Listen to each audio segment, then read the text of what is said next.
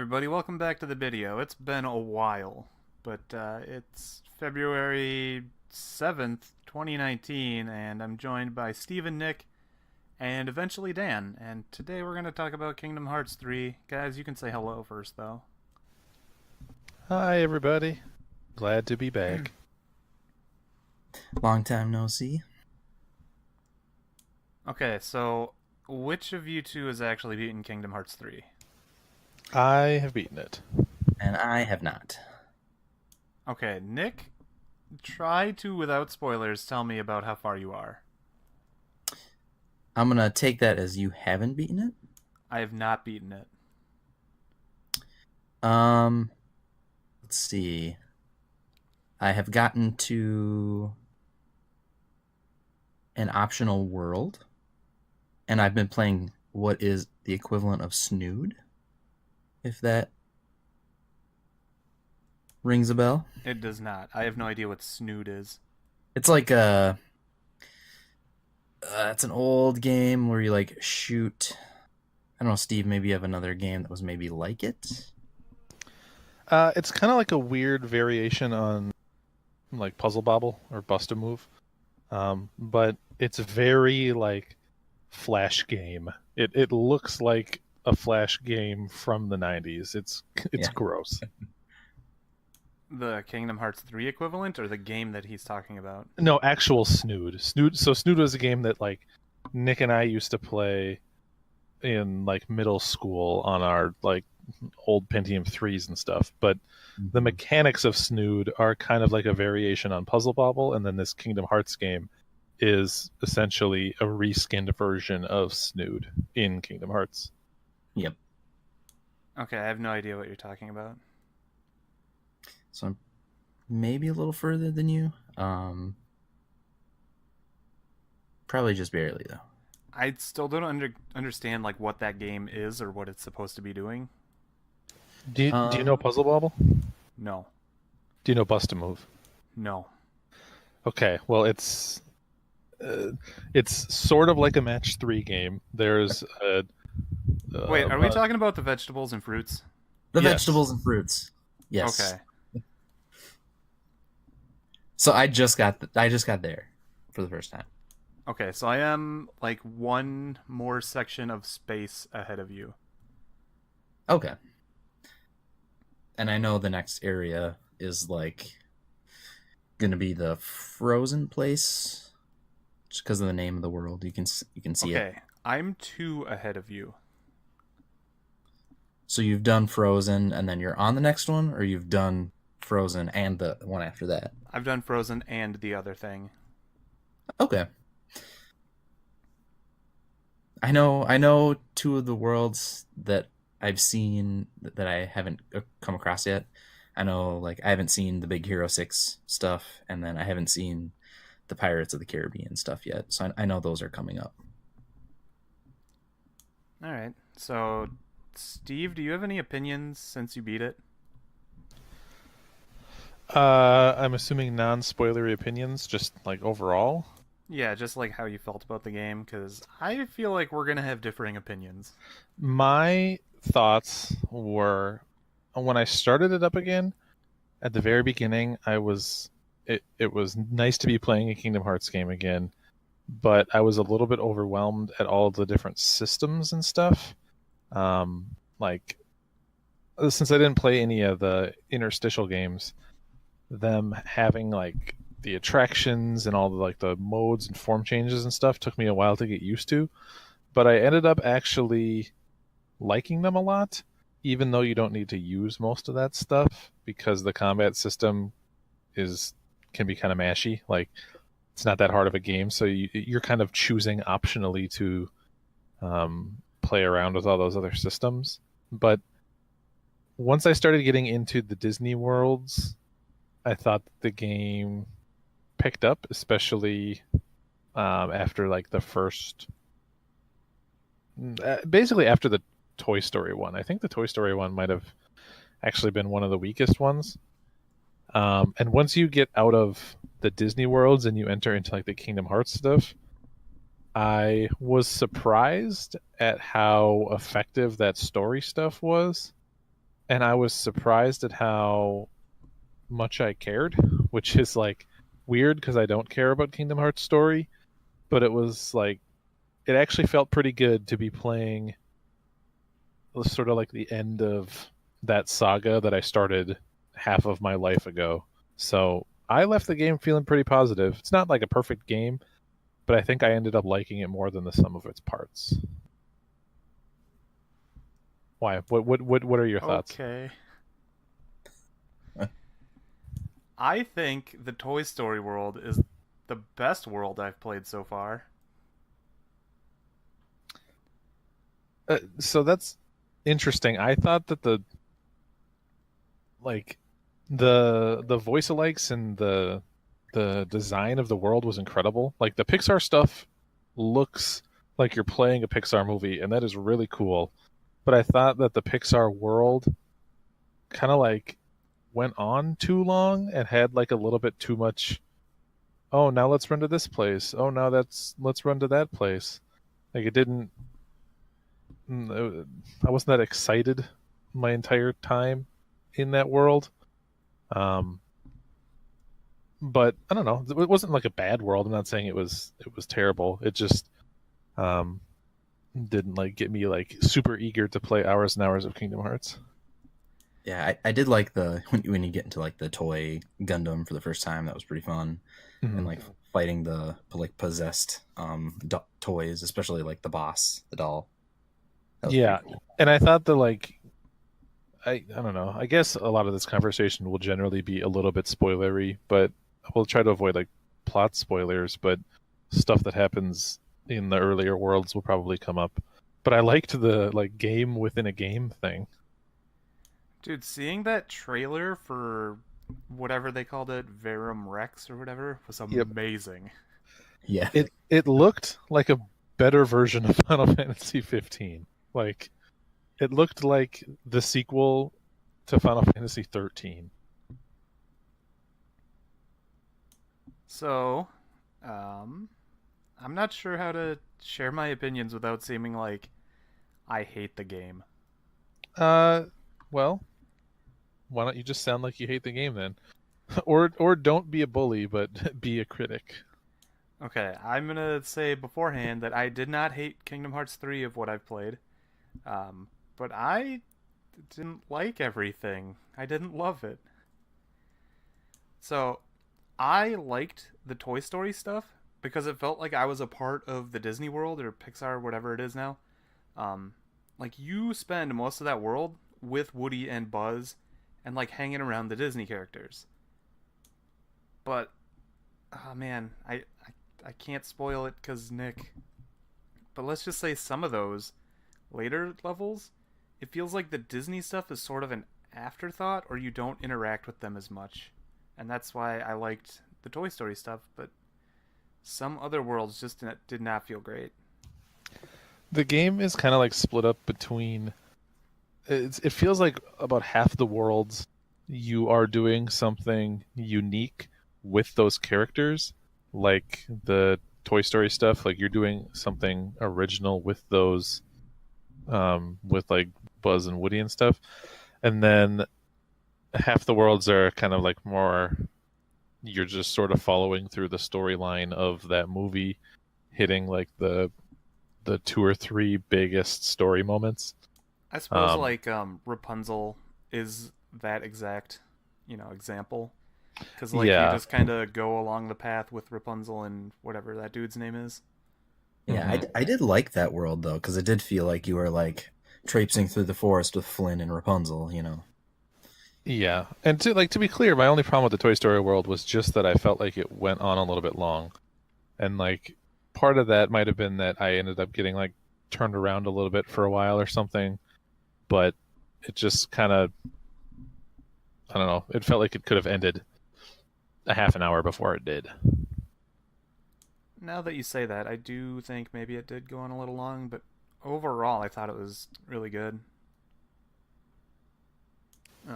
But another thing I really liked about the Toy Story one is once you get to the mall, it's just like this big, open, huge area. And like you can go pretty much wherever. They want you to go to a certain store, but you can go exploring and it's great. And then, but like, you go to Rapunzel and you're pretty much just going through the forest, reaching the next area. Yeah, that was one of the I so far, like that's one of the gripes I've had with in like Kingdom Hearts 1. I remember like crawling over those levels for hours, like trying to find the secrets and like doing the little missions they give you or whatever. But these ones, a lot of the worlds seem very on rails. Yeah, and like some of the like Birth by Sleep and probably Chain of Memories are kind of like that. And it feels like they sort of made this game like those, but then also remember that they made Kingdom Hearts 1 and 2 and made some really good worlds. Yeah, it feels, having played through all of them, they're about, I think it is basically 50-50 between like open-ended worlds and straight through the story worlds. It kind of feels like one or two, not one or two, but like two to three to maybe four or five studios worked on this game, and they all kind of did it differently. Yeah, that's it. That's interesting. I could see that.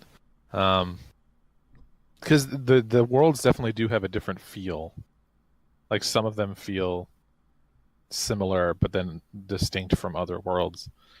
So yeah, I'm not really sure if more than one studio worked on it, or if like I don't know if like licensing had anything to do with it, or if Disney was involved. I don't know if some of those worlds were the ones they created early on, and then over the 16-year development, they scrapped and like redid any of them.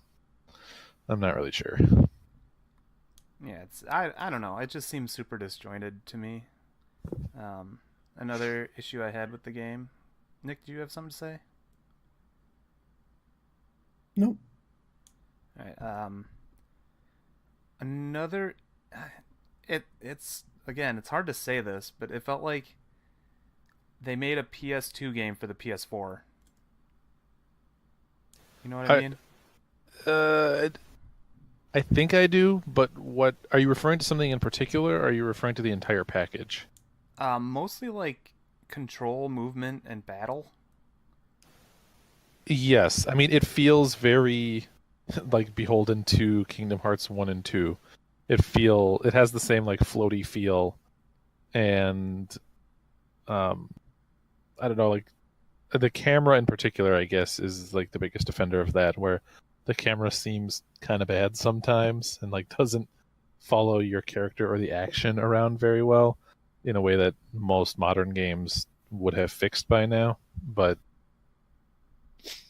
I mean, I almost think people wanted that in a weird way. Like people wanted this game to feel like Kingdom Hearts 2 16 years later, so it's probably not I a bad I'm thing that it does feel like that. Yeah, I kind of did. Like when I first started playing, I was like, "Oh, I recognize this. This feels like Kingdom Hearts." But I was not so nostalgic for that.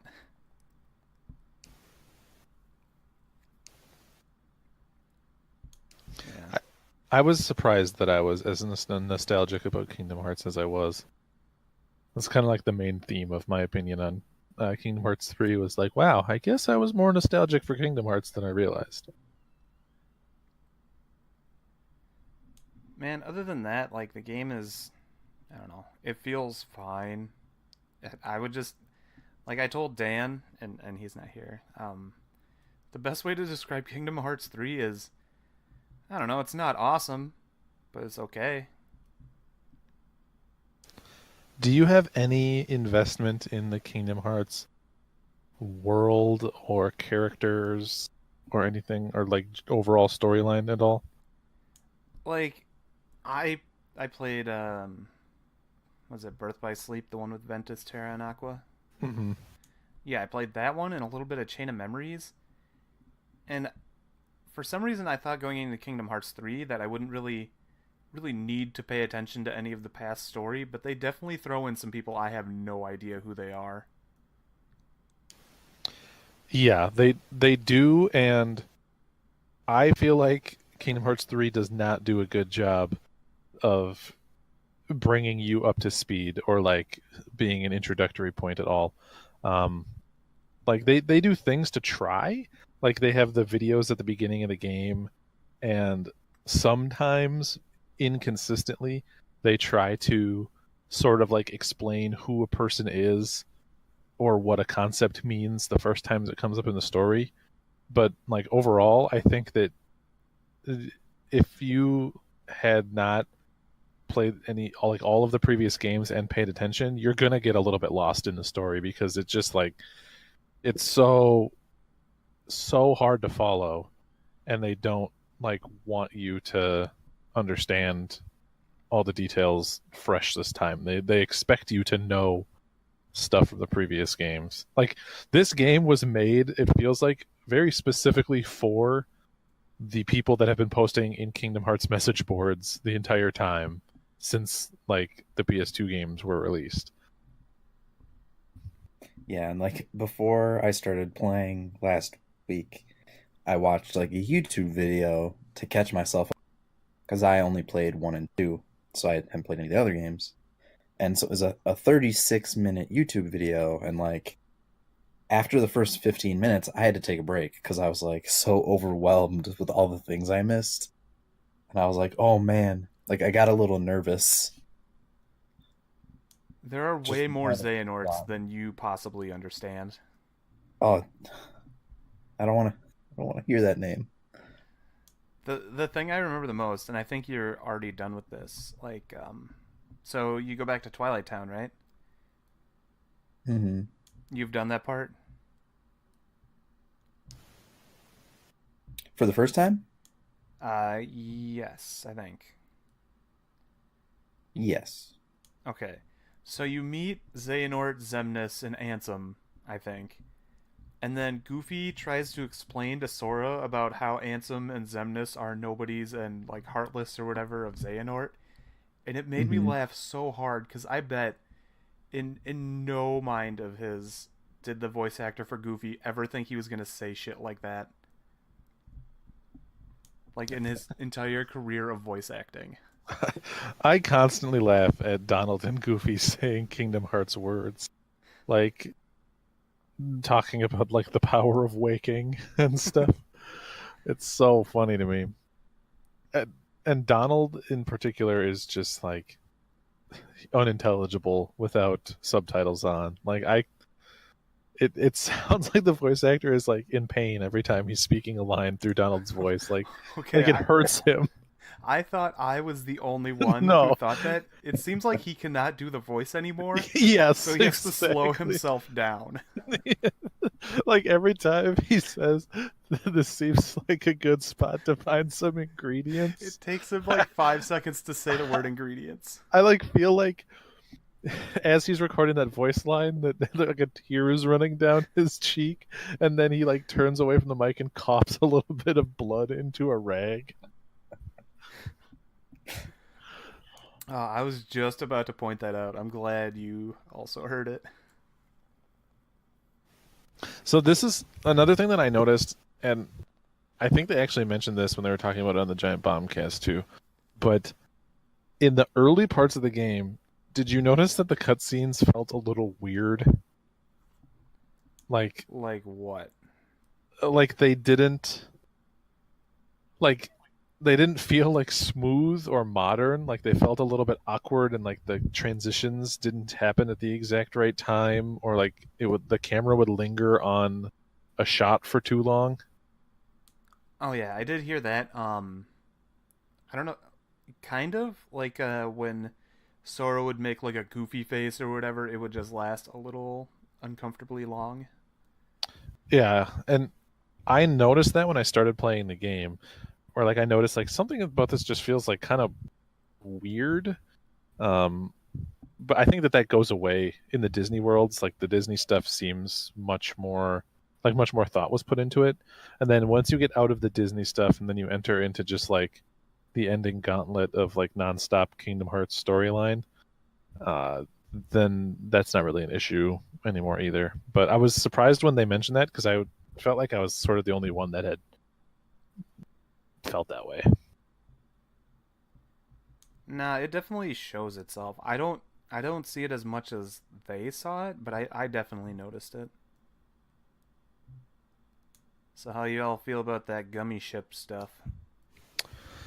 I was not in the mood for gummy ship stuff. I didn't want to build a gummy ship.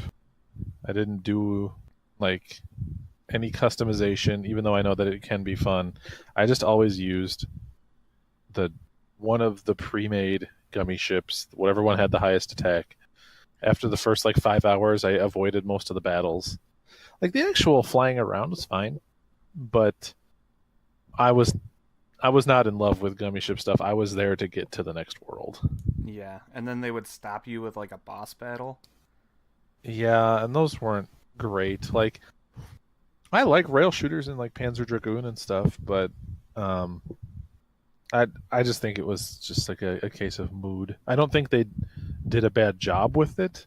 I think it's the most interesting gummy ship stuff that they've done, but I just like I don't care about gummy ships. I just want to fast travel. Yeah, if they had introduced that like after just fast traveling to worlds, I might have been more into it, but it just felt like something in the way of me getting to my worlds.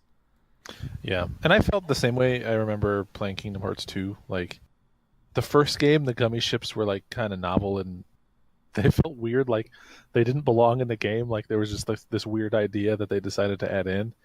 Um, so I didn't mind them because they were kind of novel. And then I have never like been super in love with gummy ship stuff after that. All right.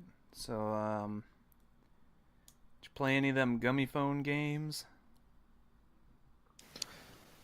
Those were fun. I stopped playing them after a while because the sound effects are like too good at emulating those old games to where they're kind of sharp and painful sometimes.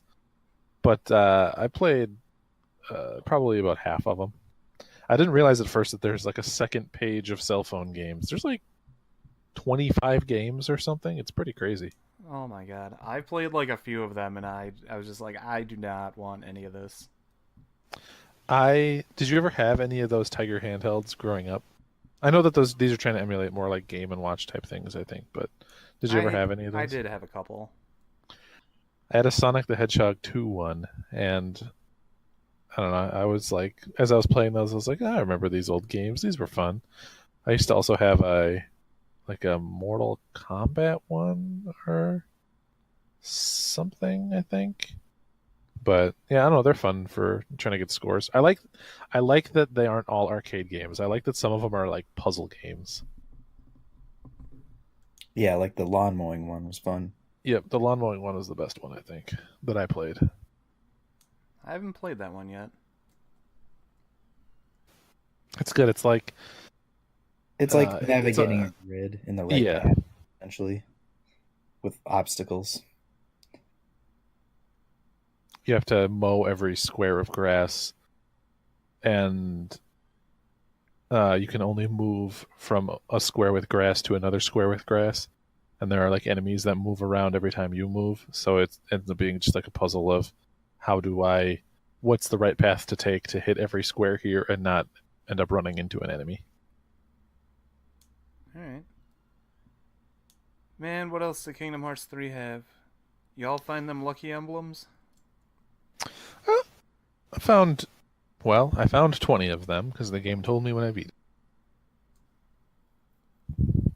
I like that there's some that are like tricky and just part of the environment and not just stamps. Did either of you play Arkham Asylum? No, Yeah. I didn't. They're very much like the Riddler challenges in Arkham Asylum, where sometimes like your perspective or your angle or your elevation matters, or you have to like line up objects and stuff. Um, it was you could tell that they lifted the idea pretty much straight from that. I guess that idea had probably been in other games before then, but that's I think where most people know it from. There were some disco balls in one of the toy stores, and I was like, this is a lucky emblem somehow. They were And it very was. shiny. Yeah. And then I remember in like the Rapunzel world, there was like some barrels that if you looked at them at the right angle, they formed the head. I find them more interesting than the just, engravings or whatever. Yeah, they're definitely like fun to look for. They put a little bit of the witness into Kingdom Hearts 3. Hmm. They knew that that was such a good game. Oh, speaking of, I, mm, I, spoilers for Nick, kind of. Oh no. You already know about the Jack Sparrow world, right? Just that it exists. Okay, maybe close your ears. This isn't gonna be like story spoilers. It's just kind of like mechanics spoilers. You okay with that or no? I'm fine with mechanic spoilers. Yeah. Okay, so that world is straight up just Assassin's Creed Black Flag. Yeah, when I was playing it, I 100% was thinking back to when I was at your house watching you play Black Flag, and I was like, man, this seems awful familiar. It is like, ugh, he played Assassin's Creed Black Flag and is like, I want this in my Kingdom Hearts game. But that's a world where I think it's cool because it's pretty diverse and it changes stuff up pretty well. Like, I'm not saying it's bad. It is. Yeah. I like that he did that, and it is that way. But yeah, it wears its influence on its sleeve for sure. But yeah, I think that's most of my opinions of Kingdom Hearts. I would say. Are you gonna see it through? Are you gonna finish it? Man, I don't know. It is. It feels hard to play sometimes. Just like hard to be in the mood to play it. Yeah, because I I also have the attitude of where I want to get everything, but I know that's the bad attitude to have. I should just play it and get through it.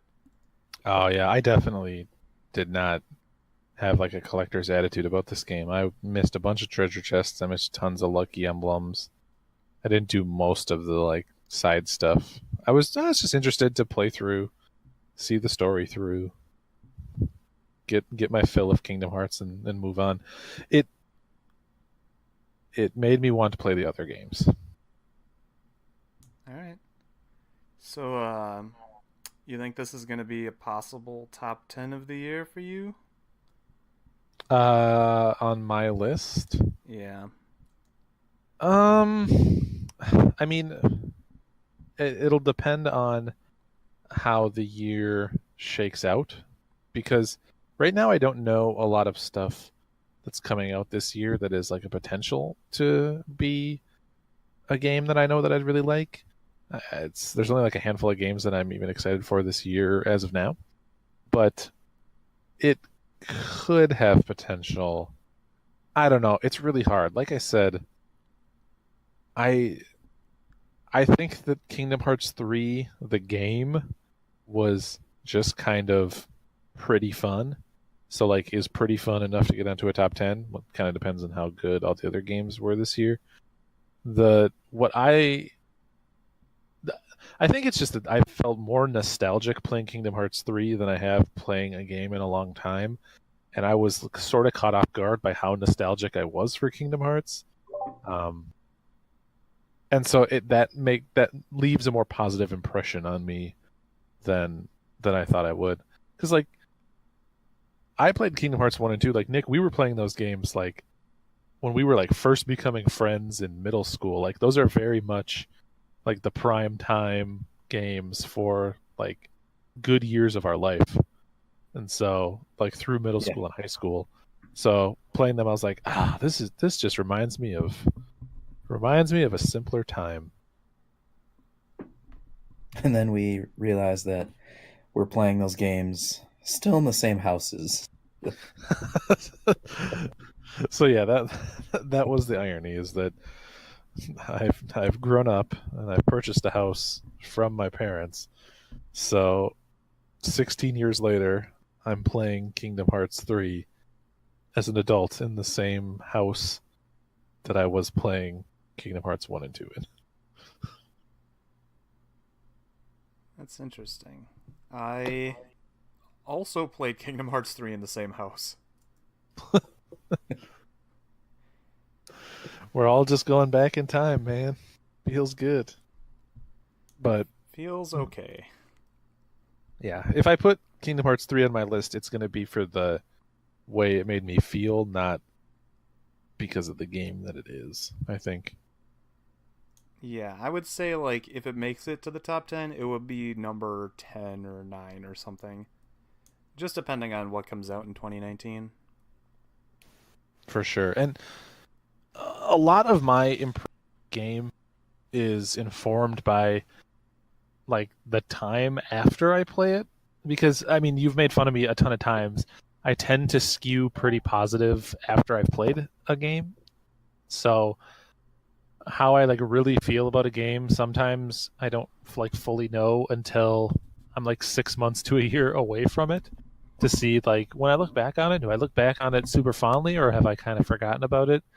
So how I feel about it in terms of like a top 10 games of the year at the end could be, I could feel way stronger about it than I do now, or I could be like, yeah, I don't know. In retrospect, I was just riding the high of that nostalgia, and it was a crap game. We'll see.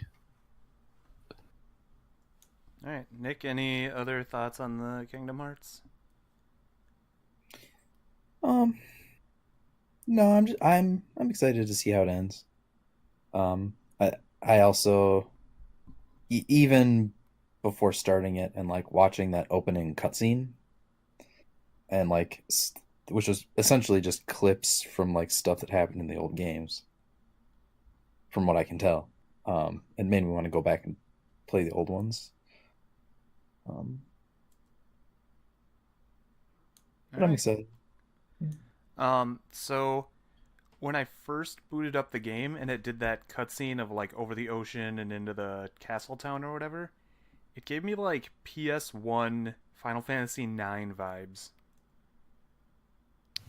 Interesting. Like the way that the cutscene was shot, or just like I what a I'm not sure. It just felt like a super amazing cutscene. Like it looked really pretty. yeah. I can't place it. It felt like a PS1 RPG opening cutscene. It felt like I think the thing that made PS1 RPG cutscenes so cool, outside of the fact that they were novel, is that there was such a huge difference between the graphics in a cutscene like that versus the normal graphics. And now, like most games these days, are pretty close in terms of like what their cutscenes look like versus the in-game stuff. And a lot of more games just use in-game cutscenes now. So maybe it was just like so striking to you that you're like, wow, this reminds me of a PS1 game. Yeah, that could be. I don't know. And they always seem kind of grandiose. Yeah, that's true.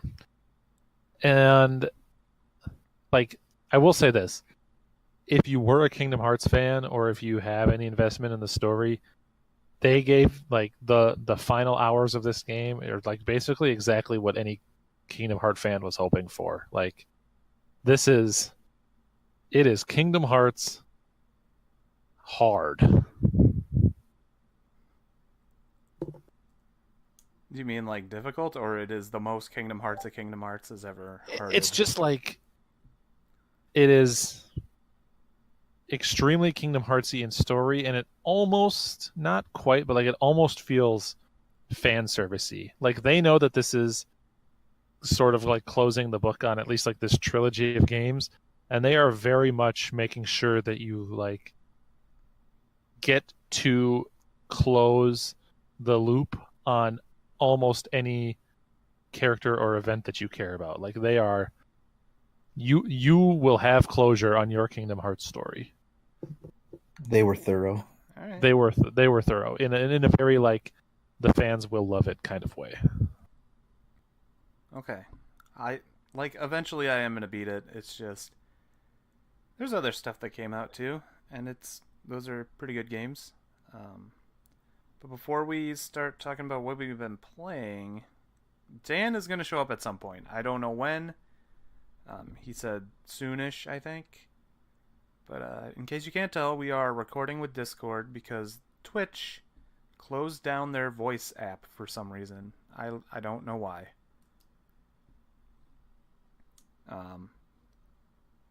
And I guess since it's been a while and we haven't really talked about anything, what's going on in your lives? We can start with Nick. Hey, yeah, so I've still working in the same place. We have had a lot of shifting around, so it's been, I don't know, it's been a little tumultuous. But otherwise, I've been looking for a house. I got approved to like go buy one, so the market isn't great right now, so it's been kind of slow. And I guess people just don't try to sell a lot of houses in the winter, so that doesn't help. So that's pretty exciting. Otherwise, I've been kind of slow with gaming. I have beaten a couple like since the last podcast. I've also been working on just some personal like programming projects and stuff. Usually using our website, thebideo.com, as like a guinea pig. Testing out like trying to learn the Python language, and I've been learning about Docker and Kubernetes and some other technology buzzwords. But that's probably about it. I saw that website, but I saw it on my phone, so I don't know what it actually looks like, or if it also just looks like that on desktop. It should be mostly mobile responsive to where it'll like rearrange itself to look okay on a phone, but There's a part some on our parts. website that says "Let's learn Latin." Oh yeah, so that's like um fake text as filler. I am working on I got our own WordPress going, but I have to figure out how to like integrate the WordPress blog with the website so that you guys can like write articles and post them there instead of trying to like create my own blog engine, which sounds like a lot of work. But the point of the Latin is because you can't read it, your brain will spend less time trying to pay attention to the words, so it'll bring more attention to the designs around. Which, when I read about that, I thought that was pretty cool. That is pretty cool. Is that it? Is that everything to do with Nick? I think that's 100% Nick. Steve, do you want to go? Sure. I think life has mostly just been the same for me. I mean, I work and I play games. I mean, if you want to talk stereotypical things that have been impactful in my life, the last 2 weeks of weather have been awful. Like everyone in the northern half of the country, basically, it was extremely cold here for like a week, to the point where my girlfriend is a teacher and she basically got an entire week off of school because they had a snow day followed by 3 days of closures for temperatures. So I have mostly just been dealing with trying to keep my car running and going across all of the terrible cold weather. And then this week it's snowed pretty bad on 2 of the days. So I've honestly spent most of my evenings lately just commuting back and forth in 2-hour commutes. But other than that, I don't know. I mean, I guess I started a YouTube channel, which is something that people do. So in the absence of the podcast, we wanted to do a Game of the Year episode, but the circumstances that prevented us from recording podcasts, which I'll let Noah talk about, meant that we weren't able to actually record a top 10, but I still wanted to get my list out there for like my own personal benefit. Like I like having a top 10 list available somewhere that I can go back and reference. And so I was like, you know what? I will make a YouTube video that is my top 10 games of 2018. So I made one, and it was pretty fun to make, actually. I was surprised. I enjoyed the process of editing the video more than I thought that I would. So I put out my top 10 games of 2018 video, and then I a week ago also put out like best of the rest and runner-ups video talking about some of the games that I liked or that had an impact on me in 2018 that didn't make it into my top 10. And I think I'm actually gonna keep recording videos every so often, even if just like a small handful of people watch them and listen to them. I think that they're pretty fun to make. And like I watch a decent amount of stuff on YouTube, so I figure why not make stuff of my own. So yeah, I guess I am making YouTube videos now. So if you want to check out my channel, it is Blinkoom, Blinkoom, like Mary. I don't know if there's any way to link to it directly. I think there is. Maybe Noah will put it in the description of this podcast. Maybe he won't. But if not, you can look up Blinkoom on YouTube, and that is my channel. I think I can do that. I just want to say I haven't seen your second video, but I liked your first one.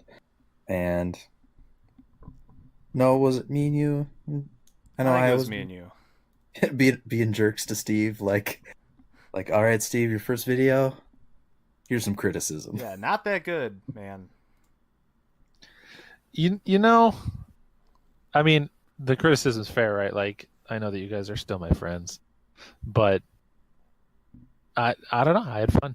Like, I will keep making them, and I kind of only a little bit care what you guys think because I'm sort of half making them for me. But if you want to keep watching them, that's cool. Like, they're fun. Like, I can't criticize you too much because you made a thing and put it out there, and I'm still working on my best of 2018 video.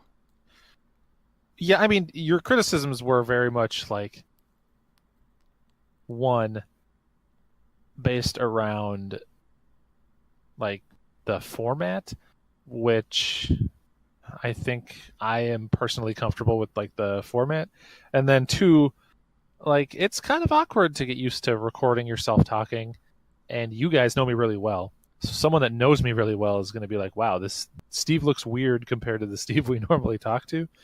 So I think it's just like a little jarring to see someone that you know talking to an audience that they can't see. But it's all good. I hope you keep liking my videos, and I don't hold your criticisms against you, even if you're jerks. They were just being constructive. But I was blown away when you said you did that on your phone. I was like, whoa. Yeah, the that was quality pretty good is looking and good sound. quality is pretty decent. Yeah, they're fun.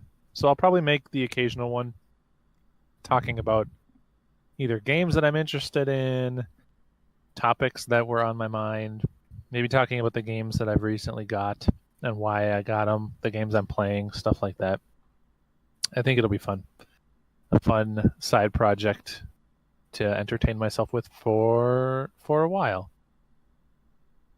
That's all for me. But no, tell everyone what you've been up to, and maybe you should probably also speak to what happened to the podcast and the current plans for the podcast. I think that's really funny, and I think it would be really funny to not tell anybody anything. Just leave it as a mystery. No, all right. But I'm gonna start with what's been going on in my world. So, Steve mentioned that we had really poor weather, and it was like what, -57 or something at some point. It was pretty bad. It was so cold, like that it's not even worth tracking at that point. It's just like if you go out without full coverage, you'll just die.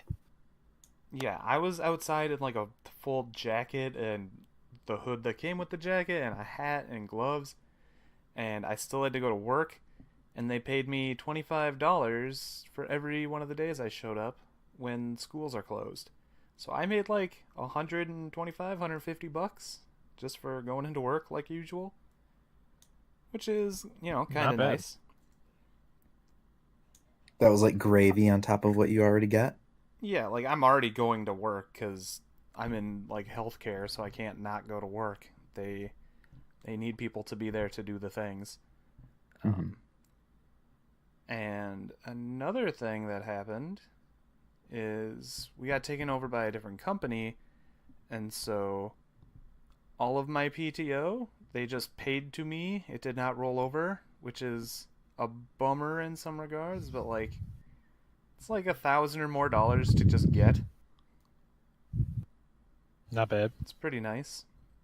Um, so when we go to Distant Worlds in March, I might just be taking sick days, sick day or sick days, just depending. Um, because I had asked for the first and second off, just because I didn't want to go to work, the next day. I don't know, feeling lazy, I guess. As for the podcast, my computer crashed and died. So we lost like an episode and we couldn't record anything for, was it 3 months? 4 months? I have no idea. But yeah, we're back and Twitch shut down, so now we're using Discord. We're just like moving from platform to platform, hoping to get a video out to you guys. It's interesting. Our last episode of the podcast was the end of August, so it has been 6 since we released a video or released a podcast. Wow, and man. and the irony is that we discussed the format and future of the video in the last episode, which we obviously did a terrible job adhering to and did not adhere to at all. So, sorry. Yes, I'm sorry. Things happen.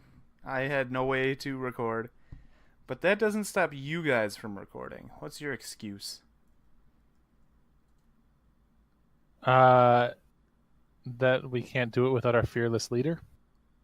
We don't have the software. It's true. You can download OBS and Audacity for free. We will. I'm going to make some assumptions here and we will start recording more regularly again, and I think that we want to develop a format that works for us consistently. So I don't want to like promise anything around what that it will exactly be. Maybe once we finalize that, we will share it with everybody. But I very optimistically want to say that we are back to releasing regular or at least somewhat regular episodes now. At least as often as we were before. Yeah, and I think we all have a desire to make the podcast as interesting as possible, which might mean developing a little bit more of a structured format. Yeah, and honestly, like, so I've been able to listen to music and podcasts at work, and I'm not gonna lie, Giant Bomb, Giant Beast, and 8-4 I've been listening to, and I've been really liking their, formats. And like Steve said, he did not want to do news, and I can see where he comes from with that. Like, you can get your gaming news anywhere, but you can really only get our opinions from here, and hopefully that's what you're here to listen to. But yeah, a format is something I'm looking into. I'd like to, cut down on maybe the games we've been playing a little bit, because usually what happens is I run on. I personally know that I run on with just some games that I've kind of played 20 minutes here and there of. So today I'm probably going to talk about maybe 2 or 3 games that I actually put a lot of time into. Like, you're not going to hear me talk about Team Fortress 2. Like, yeah, I played, 20 minutes of Team Fortress 2 today. That's fair. And I will say, we talked when we were starting the podcast about not doing like a news segment. And for me, I think that was just because a lot of the news that comes out, I don't really care about. Like, I don't have a strong opinion on, so why force myself to talk about it? But there will obviously be news stories that I do care about, and obviously be things that we want to talk about. So maybe that just ultimately becomes us talking about like a small selection of news when it is relevant to our interests, rather than trying to talk about like whatever the biggest stories are in gaming for that particular period of time. Yeah, it would definitely come up more naturally and flow better Yep. than just like having a section and trying to cram it with news, like searching a few days beforehand for news to put in the video. Yeah, no, definitely not that, but there will be stuff that will come up that we care about. All right, I'm not seeing a Dan, so we might have to start the games we've been playing. Are we all aboard with that? Sure. Would you like me to start? I would like to go last, because if Dan does show up, he and I have something we can talk about together. Okay. I'm only going to pick a handful, as we just discussed. And one of the games, I mean, the game honestly that I've been playing the most lately is Kingdom Hearts 3, so there's not much more to talk about when it comes to Kingdom Hearts 3. But I will pick two other games that have been the ones I've been thinking the most about lately. One of them is Overcooked 2. So, Noah, we've mentioned these on the video before, but Noah and I had a gamer weekend. He came over and we spent a full weekend of games and junk food and little else. And Dude, okay. I feel like I can officially say Gamer Weekends are sponsored by Taco John's. Is that fair to gamer say? weekends are sponsored by Taco John's. That is, you are correct. It's become a tradition at this point. Basically, our meals are planned out for us.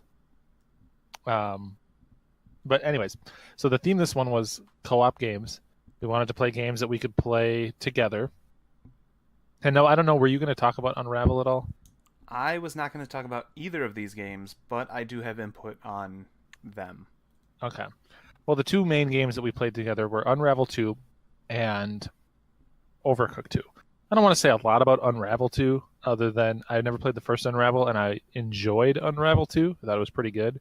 If you have anything, Noah, that you think is worth mentioning on it, though, beyond, yeah, it was pretty fun. Go ahead. We definitely did the thing that we always do, where whenever we're playing a game together, we video games things and sort of like work our way through puzzles that maybe we shouldn't have gotten through, if you remember. There were a couple of puzzles where, just by nature of like, I don't know, yanking the joystick and mashing on buttons, we're able to like pull someone through a solid object that they obviously shouldn't get through, to cheese the puzzle a little bit. But I mean, that's all in the spirit of good fun and co-op games, you know. Like, It's I'm always for it. the best part. Well, maybe not best part, but it's always like so funny or so fun. Yep, I totally agree. It was a good time. There are two times in my mind that I'm thinking of. Yeah, there was a time where we specifically pulled someone through an object. And there was another time where we were stuck on a puzzle and just getting frustrated and like trying anything that we could because we didn't know what to do, and we accidentally solved it. By doing the same thing, we've been like we could not solve it that way, but we solved it somehow that way. Yeah, we did not learn from our mistakes. We were not learning as we played. We just did the same thing multiple times until it yielded a different result, which is not how that's supposed to work. That should just not have happened. It was good though. But yeah, Unravel 2 is very fun co-op. I don't know if it would be very fun single player based on what we played. It kind of seems like it sort of would be co-op or bust. But Unravel 2 was cool. But Overcooked, oh man, Overcooked 2 is like the greatest co-op game I have played in a long time. So anyone that doesn't know what Overcooked is, which is probably no one, because I feel like I'm really late to the Overcooked train. But anyone that doesn't know what Overcooked is, it's like a cooperative cooking game. So think like, I don't know, like a Cooking Mama game, but you're playing it with multiple chefs in the kitchen, having to like divide and conquer all the different tasks that go into making food, and then like deliver food to people that are waiting for it within a certain time limit. But the game is very much set up so that you always have more things to do than you have people to do it, and so you're sort of like you're constantly running around assigning each other tasks, like trying to juggle 2 or 3 things at once, handling like situational things that crop up, like bumping into each other, throwing food between one another, and just like desperately trying to produce as much of the food as you can in time. And so it ends up being like a really silly, fun game. And during the gamer weekend, myself and Noah and Leah and Nick played through, and it was like just really fun to play a 4-player co-op game. And we ended up playing through the entire thing in one sitting. And yeah, the game is like such a goofy fun.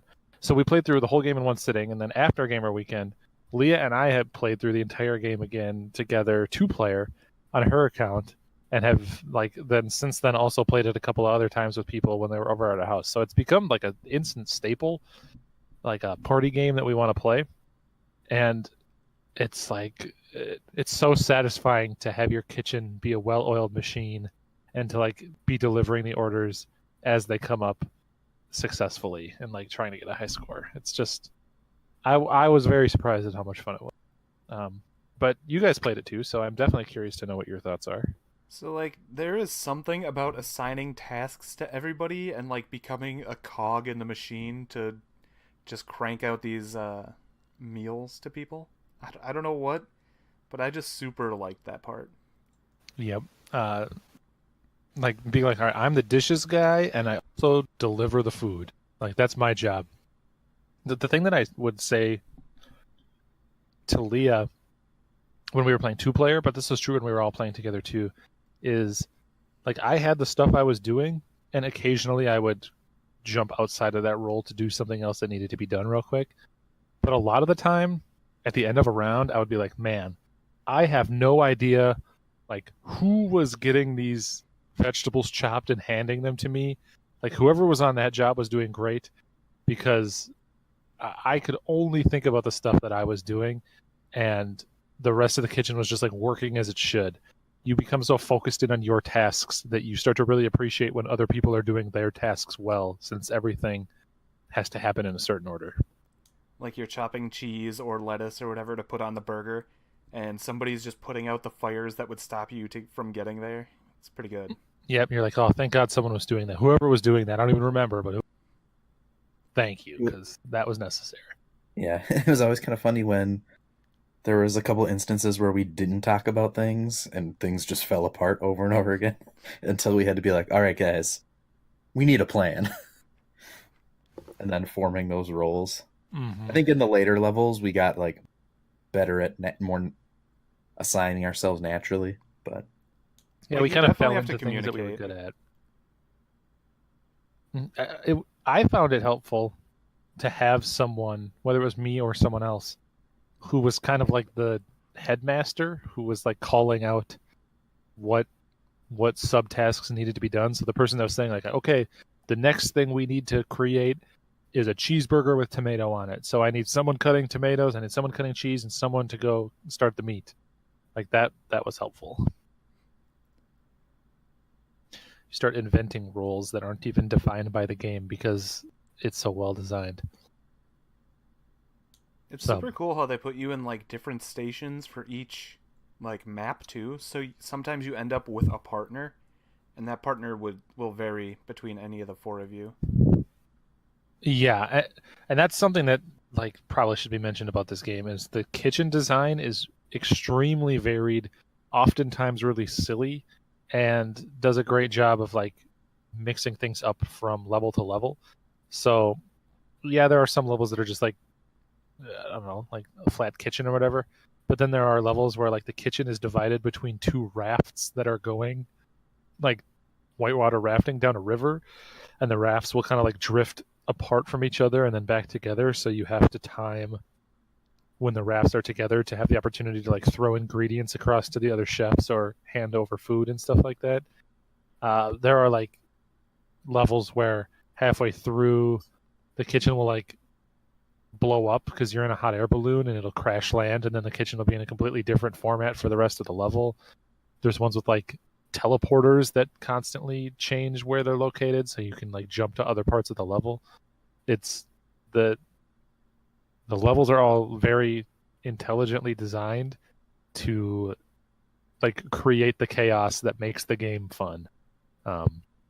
Even just like down to small stuff, like they'll put the vegetables that you need to cut and the cutting boards on like opposite ends of the kitchen, so that you need to run really fast to grab them and back and like bump into people as you're going past. Like they are very smart about knowing that they're putting you into silly situations. So, Overcooked 2 was awesome. That was my favorite game that I played that weekend. I assume it was yours too, Noah? Yeah. We did also try Fortnite, but I'm not going to talk about Fortnite. Oh, dude, we dropped at Tomato Town.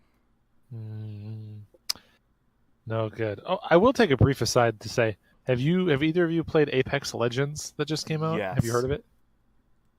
Nope. Apex Legends is good. Have you played it? Yeah. Joey said it would be up your alley, and I was like, I don't know. Steve is dumb. I played Titanfall 2 a ton, and it's by the Titanfall folks. I don't appreciate this is the Titanfall Battle Royale. Yeah. Yes.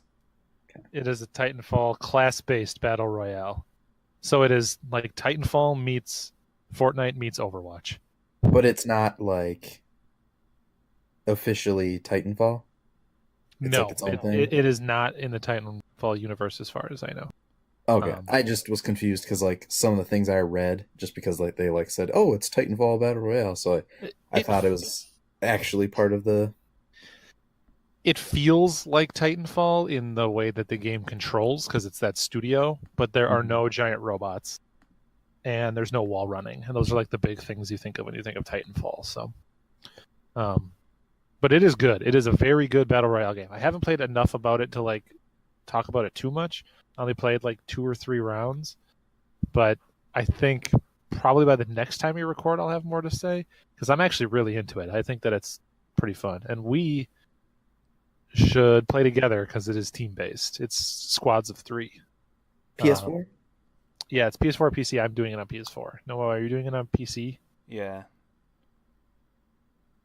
I mean, I can always download it for PS4 again, or for PS4, you know? Okay. Yeah, the 3 of us should play on PS4 sometime because I could see myself playing that game every so often as like my multiplayer game of choice.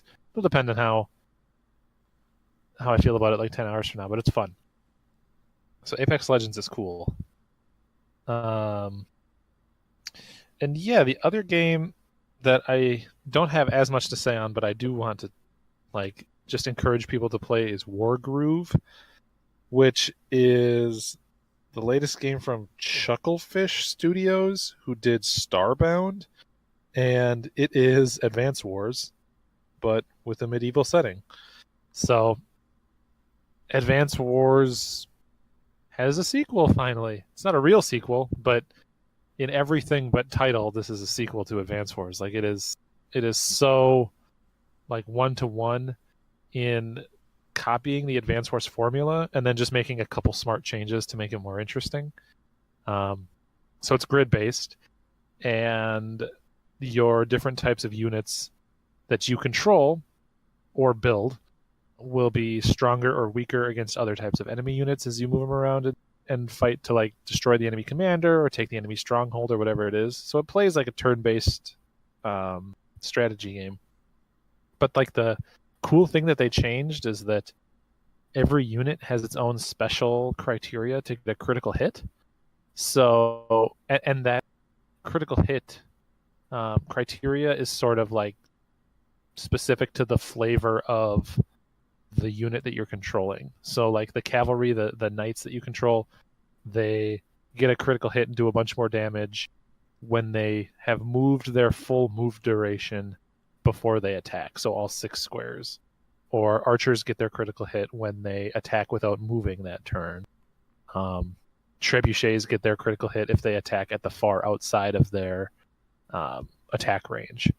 So, like, positioning your units to be able to get those critical hits ends up being a pretty big factor in how the battles play out, and I think is like a cool addition to the Advance Wars formula. And then on top of that, you have like a hero unit, your commander, who's an actual unit on the field, and they have their own power that builds up over time that they can use to like heal everyone in an area of effect, or like call in replacements or stuff like that. But I think I've just been so starved for an actual Advance Wars game for so long that Wargroove is just like super cool. And the medieval, like the fantasy setting, suits it really well. There are units that are dogs that you can control, so it's obviously going to be a 10 out of 10 game anyways. But yeah, Wargroove is fun. Everyone should play Wargroove. Nick, I know you saw a little bit of me playing it, and I assume you were into it. It looked Advance Warsy, which was what I want. And I think I did hear I don't know where I heard this, but I think the like races in Wargroove are similar or the same as to some of the things you see in Starbound. Oh, really? Like there is universe crossover? Not a hundo, but I want to say I heard that. Like I know there's like a race of like plant people, right? I think plant people is the only thing they have in common, at least that I've seen or heard. I'm only like 4 or 5 missions in. But yeah, it is cool. I've played about, I think I'm in like the 3rd chapter, which is probably like 10 missions in, and I've played it for maybe 4 or 5 hours. And I'm definitely going to keep going with it because it is a ton of fun. I've been really in the mood to play it lately, but I was trying really hard to get through Kingdom Hearts 3. So it's definitely going to be the game that I go start sinking my teeth into. So Wargroove is awesome. I'm playing it on Switch. It plays very well on Switch. I am That's playing all. on PC. I Hi, think Dan. then Nick. Oh, Dan. Hi, Dan. Hi, Dan. Hello. Ugh. The people missed that voice. They missed that. I bet. That tenor. But yeah, Nick, you can go, and you can ask Dan all about the games he's played when you're done. Oh, I will. I haven't played a ton of games, but I have beaten some. I think it's been a while now, but I finally finished Persona 5, and that game was awesome. Probably my favorite game that I played last year, since I think I beat it in December. I think we've all probably talked about enough Persona 5 to know what's up with that one. But then I played and really enjoyed God of War. I hadn't played any of the other God of War. First one, I might have played like 10 minutes of that one on PS2 back in the day. And I don't play probably a lot of action games like that, but this one was very fun. Actually got into like the story and the characters quite a bit. They did a really good job with the world, and the combat felt nice and responsive. They do a good job of like storytelling and weaving in the Norse mythology that you're walking around in. So definitely would recommend that. I'm sure that made like a lot of Game of the Year 2018 lists places head around. It was Game of. It did feature onto my list that I made. If you want to go watch that video. Oh yeah. So I beat that. I also beat Fire Emblem on the Game Boy Advance. Very That nice. game was amazing. I was actually just thinking of replaying that one. I had regrets towards the end of that one. Like I think I was probably quite a ways in the game when I found out that like you probably shouldn't be using the like promoted guys that you get in the game because they in the end of the game yeah. like don't scale up as well. But I had a few of those. Fire Emblem noob trick. I was a noob. This was my first Fire Emblem game, so like I was going in fresh. But it was still really good, and I'm excited to keep playing Fire Emblem games. I have a couple on the DS that I like haven't bothered touching because I wanted to beat that one on the Game Boy Advance first, regardless of how their stories interact. Well, I thought some of the like the older ones had like references or callbacks. Only so the one you played is a prequel to Fire Emblem 6, which we never. And then there's like one of the other Japanese ones that's like a prequel sequel kind of deal. Okay. For the most part, they have no connectivity like Final Fantasy. Gotcha. But that was a really good game. It felt good just playing a Game Boy Advance game, just because those are always amazing. They always have really good music, and just I always love the sprite work on GBA games. I played it. I don't have a GBA SP. I just had like the old ones without a backlight. And so, but I was able to find a working original DS, like the gray ones, the silver ones, like before the lights came out. And so I played it on one of those, which worked great.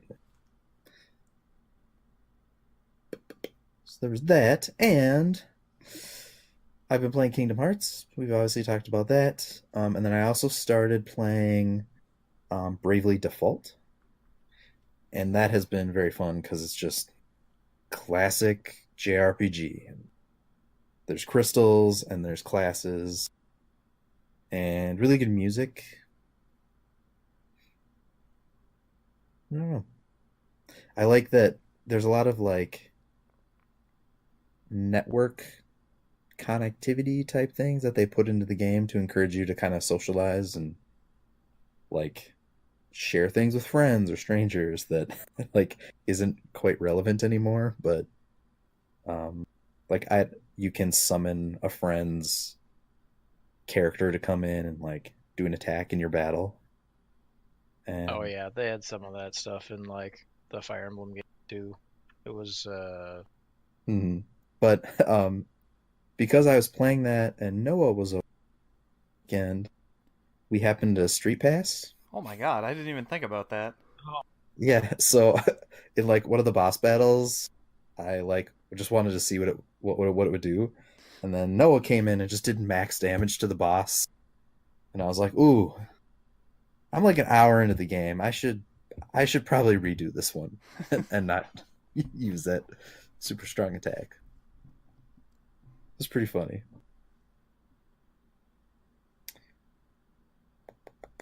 I think that's like all I played. I mean, I played some of the, like the Overcooked 2, and that was very fun. But yeah. Yeah? What's Dan been up to? well, a lot of work, but when I'm actually playing video games, I've been playing Final Fantasy 14, sometimes with Noah. That's been a lot of fun. The new raid. I don't know, did you talk about this? I have not talked about any games yet. Oh, okay. Well, we can get into it a little more when you talk about it, but it's been really fun. I pre-ordered the expansion because the new class is just, and that should be fun. It's a tank class. 1 second. Is he cutting out for anybody else? It might. Well, I might be letting go of my push to talk a little early. All Sorry. right. Unless it's cutting out now. Is it cutting out now? No, you sound good. Okay. Other than that, I've been playing Tales of Vesperia Definitive Edition because I never got a chance to play it because I never had an Xbox. So I've been chugging through that one. Pretty solidly. Not like going crazy. Been kind of enjoying my time through it, except for the secret missions. I've been trying to do all of those because I found out those were a thing, and some of them have been extremely frustrating. But I've managed to do all of them. I don't know if you guys did any of them on the Xbox version. I don't remember if I did or not. I probably, but in general, how do you feel about that game in terms of Tales games? So far I'm liking it quite a bit. I haven't like I just got the whale. Like I can fly. Which seemed really abrupt because they're like, here's your ship so you can sail around. Okay, go do these like 2 things. All right, here, now you can fly. So I don't know if I was supposed to spend more time surfing around on my boat, but I didn't. No, I'm sure you're fine.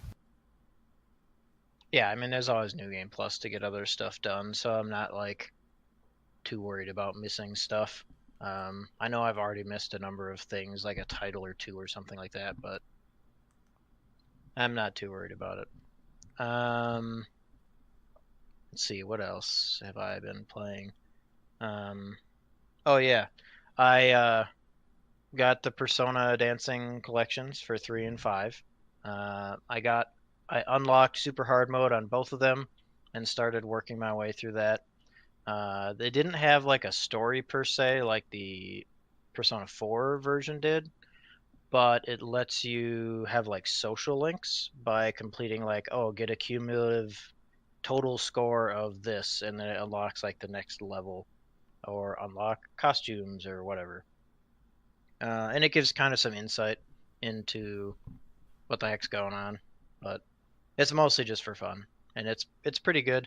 Persona 3 has a couple really bad remixes though that I was pretty disappointed about. Because one of them is the only version of one of the songs that I liked, and it's just terrible, just awful. So I was not super happy with that. But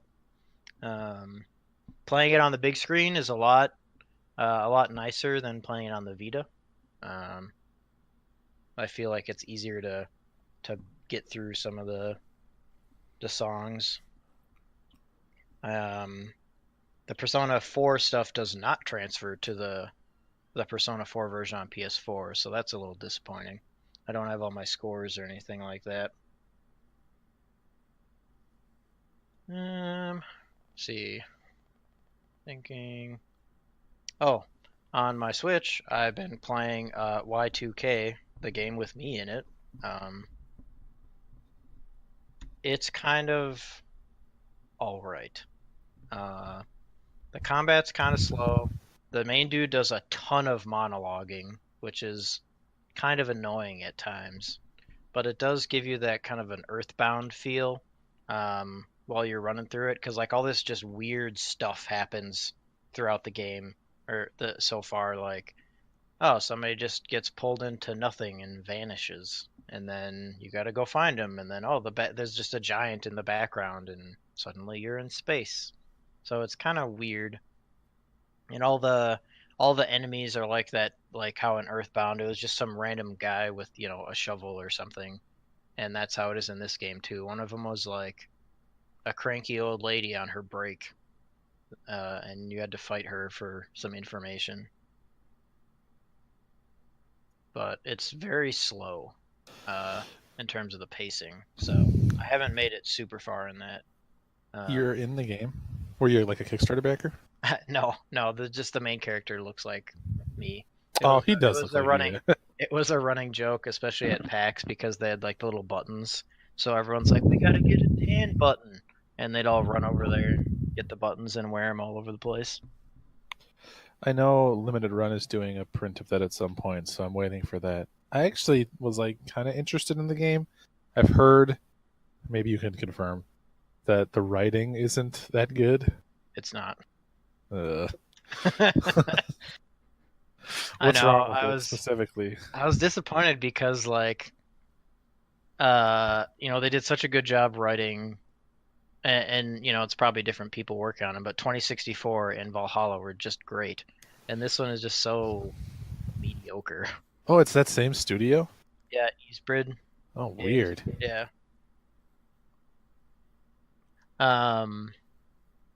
But yeah, there's a lot of like really weird metaphors that they throw in there that are just kind of like, eh. I don't know. It's hard to explain, I guess. But when you read it, you'd be like, oh, okay, I know what he's talking about. The whole game is voice acted though, so at least so far it has. Okay. Yeah, I mean, I'll get it when. When the limited run comes. Yeah. Yeah, I thought about that too, and I was like, whatever. It's like $15 or however much it was. I'll just. Yeah. And it gave me something to do while I was down in Kansas City visiting Sarah. I guess that's a thing I did like last week. I was down and took a week off after a big work project and just drove down to Kansas City and hung out for a week. But I got her and her fiance a Switch, because they didn't have one and they wanted one, so I figured why not. And I got a Mario Odyssey, so I watched her play that for a while, having not played it myself. And then Octopath Traveler was the other one I got them. Nice. Yeah, so that was cool. I'm trying to think if there's anything else that I've played. Let me look at my stack of games here. Valkyrie Chronicles 4. I never quite finished it. I need to go back because I'm like at the end of it. I feel so bad that I haven't played that. Is it awesome? Oh, it is amazing. It is so much like the first one. Like I really need to get to it. you do. It's super good. Yeah, so that was great. I'm very happy with that game turned out as well as it did. So, although there is kind of a weird thing with the DLC. So with the collector edition, you got DLC for 2 missions, that involved the original game's crew, because 4 takes place at the same time as 1, just on a different war front. And so the 2 squads know each other, and they do some in the DLC. They do some practice runs together, and like mock battles and stuff. And after that, then most like the main characters from 1 join your army. So Welkin, Alicia, I don't remember all their names. The main Lancer guy, the main machine gun lady, Rosie? and Rosie? yeah, Rosie. That's her name. Largo is the Lancer guy. That's his name. And then I don't remember. There's one more, the idol girl. She joins your team too. And then I'm sitting there and I'm using them because they're just flat out better than the other squad mates that I have. And I'm sitting there, I'm thinking to myself, if they're here helping me on this war front, what is happening in the other game's timeline at this point? I didn't really think that one through. But it was still fun to use them again. So I'm hoping they, with the success of this one, they make another one. and keep that train rolling, because very, very good stuff. But Nice. yeah, I think that's it. I mean, I still play a couple of the mobile games, but they're not very exciting to talk about. So then I guess Noah is left. He's our last guy to talk about. Yeah, I haven't spoken yet, but I will say there's a mobile game that's like it's called Another Eden, and apparently Oh yeah, that's amazing, but I'm not I've far. seen advertisements for it. I downloaded it. I played it for like half an hour. I didn't get. Have either of you played the new Langrisser? Yes, actually, I did, because of how obnoxious the ads were for so. Yeah, so I've seen a bunch of them, and I mean, I like that type of game. Like, I'm interested Yeah, in the Warzone grid, and like stuff. Fire Emblem. Yeah, and I actually downloaded it, but I haven't booted it up yet. Is it good, or is it like just another mobile game? It's actually pretty solid. Okay. Like, it has the grid-based combat, it has weapon triangles, it takes into account a lot of stuff, but I played it for the first like 2 weeks or so that it was out, because there was like a launch campaign that gave you yeah, just for downloading the game, you got a 3-star for that week, and then it do a bunch of stuff, and they give you another one, and she's super good. So I made a point to get her, but then I kind of like hit a wall of that I read online, and other people also hit it, where the enemies start to get like additional skills just like you are, and then they get really strong. So you hit this huge brick wall and have to start grinding really hard, or paying really, really close attention to the strategy of it, which I think is really cool in a mobile game, because you actually have to pay attention. You can't just like auto your way through a win, you know? Hmm. Like, so knowing that, is it worth me checking out or no? I mean, if you like the grid-based like strategy games, then I'd say yes, check it out. Um, I can let you know what server I'm on, and we can play together, because there's like you can actually play against your friends in this one. Oh, cool. Yeah, just text me your server, and then if I do. Yeah, you cut out, but yeah, I heard you. I'll text you what I'm on. I played games. What are Yeah, they? is one of them Kingdom Hearts? It is, and everybody knows that I hate Kingdom Hearts 3 real bad, apparently. Um, yeah, I played a lot of games, but as I said earlier, I'd like to, lower the amount that we have, like the sheer quantity, and only have like Yeah. a few good quality games that we played. So that's just not, full. So one of the games I played was Apex Legends, which I played That's pretty with. new, right? Like that Yeah. just came. The cool thing about it is nobody heard anything about it, and then it came out and was amazing. Yeah, what a Interesting. surprise launch. Yeah. And like the internet is all mad, and when I say the internet, I mean like people on Reddit, um, and like maybe Twitter, I guess. They seem to think that they stopped making Titanfall for this game, but apparently they're also working on another Titanfall game. Um, and people are just upset that another. You mean the Battle Royale Titanfall game? Yes, sort of.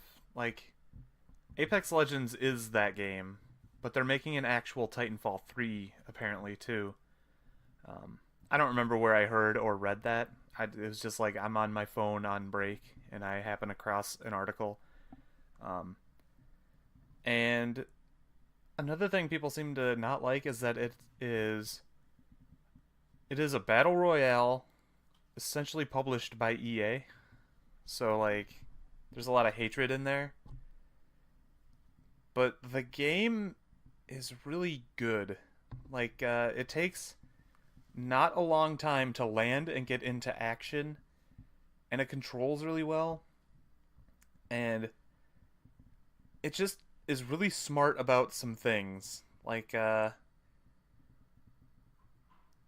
when you pick up different guns or whatever, like if you pick up a scope, it'll auto equip the scope, or different magazines or whatever if you have that gun. So like if you don't have the gun, you'll have to like hold the button in order to pick up that scope and save it for later. But if you do have the gun, you just pick it up and it auto equips. It's very nice.